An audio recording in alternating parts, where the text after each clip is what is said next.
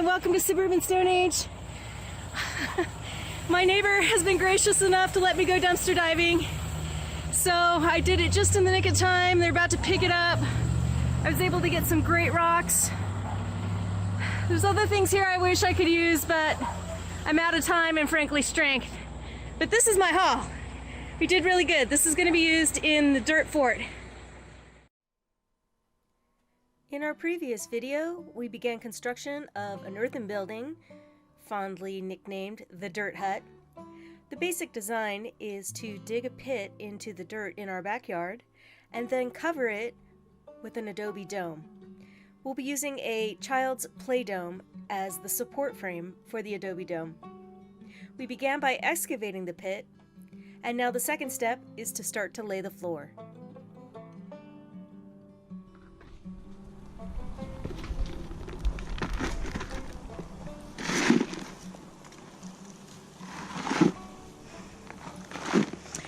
So this is the process for starting mortar. All of this is dirt that we dug out of the pit, and we stored it temporarily in these stock tanks. And so this is clean. I don't want any leaves or twigs in here if I can help it. Come on over here and put some water in it.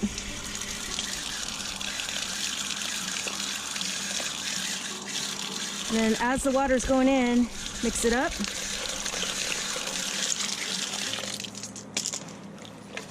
Just like making mud pies when you were a kid. And if you see twigs or anything, you get those out. So you gotta mix the water in. Dig down to the bottom, make sure it's all mixed in. We're very fortunate here that the soil is already at a good consistency.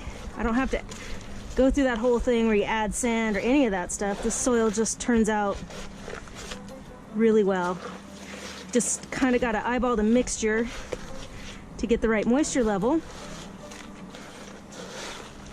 But that just comes with practice. You're working at it. When it feels right, you stop. Okay, so you got a good bucket of mud mixed. Now we come on over to the flooring, set our mud down, sit on our stool. I had this stone placed already because it fit pretty well, looked pretty good here. So the floor is rather level. So I really like to keep everything level. So I start that out by just making sure that this is pretty much at the same level as the stones next to them, which is at the same level as the stones before them, and so on. And so I kind of keep the floor level to itself. This one's pretty close, but I know I need to build up a little bit. So I just take some mud and slap it on the ground like that. This mud is not cob, it does not contain straw, because straw again is organic matter that could possibly break down over time and maybe cause like sinking issues or an uneven floor, so just didn't seem to make sense. So this is just dirt and water, it's mud. Slap it down, then I lay the stone down, which is obviously too high. And then I just kind of smush it in. Smush it down and smush it flat.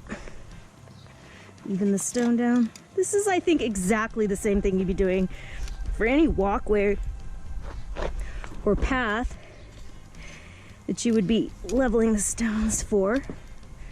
Okay. So it's looking like it's about the right height compared to its neighbors. So that one looks pretty good. Level. Then I get the actual level here, and I see that it needs to come up just a tiny bit. So the final step then in the final leveling, so we want to level it this way, we know we need to come up, and this side we need to come up. So that's when I take the clay and I pack it around all the edges into the middle. Just kind of pack it in there, get that final leveling. in place, a little more. There we go. A little higher here. But I have to be careful because sometimes I don't want to get it so high that it becomes uneven with its neighbors. So I'm really just doing my best under the circumstances. Okay, so then I go around, and with the mud, I pack it in. So I pack wet mud in there, and then because it's so sticky, I sometimes will pack dry mud, and that'll help me get it really good into those cracks. And then when it dries, it provides a very stable platform, and it should be durable too. Even if it gets pretty wet, it should still stay pretty stable. Although I'm not expecting, we usually do not have problems like that whatsoever with flooding. So I'm not expecting too much trouble from standing water or anything like that. Check one more time.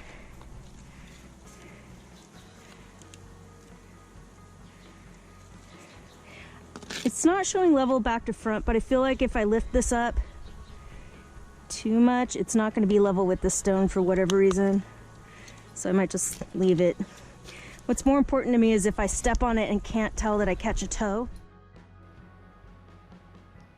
So stone by stone, the floor was put in. I just worked at it mornings and evenings, a little bit at a time. And before too long, we had a beautiful stone floor all put together.